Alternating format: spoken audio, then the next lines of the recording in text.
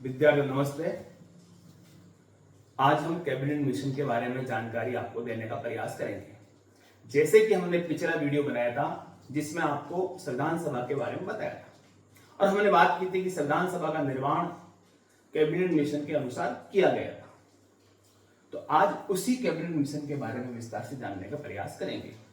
हमने पिछले वीडियो में आपको कहा था कि इस YouTube चैनल का मूल उद्देश्य है आपको तथ्यात्मक ज्ञान की जगह अवधारणात्मक ज्ञान प्रदान करना। आज के YouTube के जमाने में, गूगल बाबा के जमाने में आपके पास दुनिया भर के आंकड़े हैं, पर अवधारणात्मक समझ करने वाले बहुत ही कम आपको YouTube चैनल या कोई लेख मिलेंगे। तो हमारा पूरा प्रयास रहेगा कि आपको अवधारणात्मक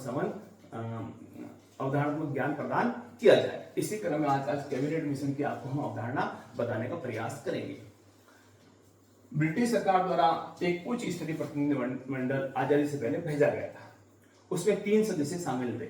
एक का नाम था लॉर्ड पैट्रिक लॉरेंस, नंबर 2 पे सर स्टीवर्ट क्रिप्स और नंबर 3 पे थे एवी अलेक्जेंडर।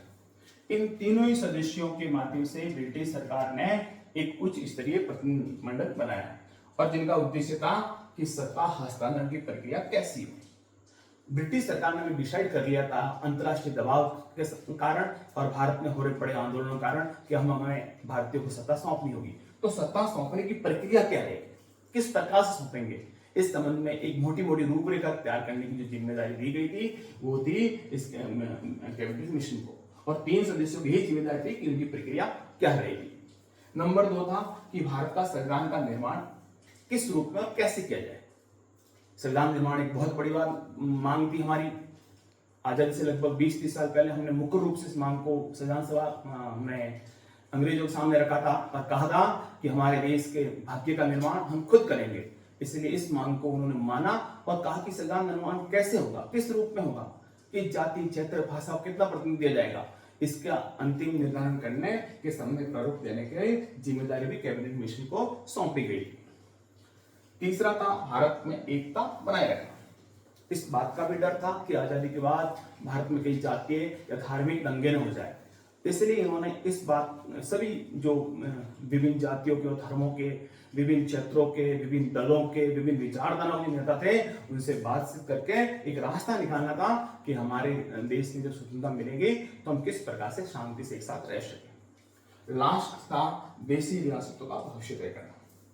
हम जब गुलाम थे तो हमारे देश के अंदर 2 भारत थे, ब्रिटिश भारत था, एक देशी रियासत है या रजवाड़े थे।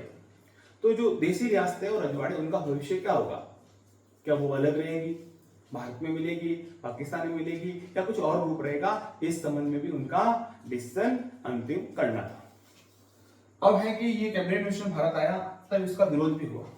सबसे बड़ा विरोध करने वाला था मुस्लिम लीग। मुस्लिमों की मांग थी कि इसमें पाकिस्तान का स्पष्ट रूप से समर्थन नहीं किया गया। मुस्लिम लीग द्विराष्ट्र सिद्धांत पर विश्वास करने वाली विचारधारा थी और इनके प्रमुख व्यक्ति थे जो जिन्ना थे। जिन्ना का कंसेप्ट था द्विराष्ट्र सिद्धांत, हिंदू मुसलमान 2 अलग अलग जातियां जो कभी साथ नहीं रह सकती हैं, इसलिए ये लोग कभी साथ नहीं रहेंगे, इसलिए हमें 2 देश बनाने होंगे। तो कैबिनेट मिशन ने इस मांग को स्पष्ट रूप से स्वीकार नहीं किया, इसलिए मुस्लिम लीग ने इसका घोर विरोध किया। दूसरा विरोध कांग्रेस की ओर से हुआ। कांग्रेस आंशिक मामलों में इसके विरोध में थी। तीसरा दलित वर्ग के द्वारा किया गया। दलित वर्ग के नेता डॉक्टर BR अम्बेडकर ने कहा कि हमारा प्रतिनिधित्व किस रूप में होगा, कैसे होगा, इस समय स्पष्ट बातें इसमें नहीं कही गई है, इसलिए उन्होंने विरोध किया। इसी के साथ कुछ सिख नेताओं ने भी इनका विरोध किया। उनका कहना था कि सिखों का प्रतिनिधित्व किस रूप में होगा, कैसे होगा, इसमें भी स्पष्ट बातें नहीं की गई है। इन लोगों को अपनी संस्कृति और अपनी सभ्यता को लेकर भी अलग तमाम रूप से चिंताएं थी। तो ये सब बातें लेकर कैबिनेट मिशन ने अपनी रिपोर्ट ब्रिटिश सरकार को सौंपी और उसी के आधार पर हमारे भारत का संविधान भी बना और कुछ बातें हमारे देश में और ब्रिटिश सरकार के द्वारा लागू करने का प्रयास किया गया। तो आज का हमारा जो वीडियो है उसका मूल उद्देश्य यही है कि आपको कैबिनेट मिशन की अवधारणात्मक समझ विकसित करवाई जाए। धन्यवाद।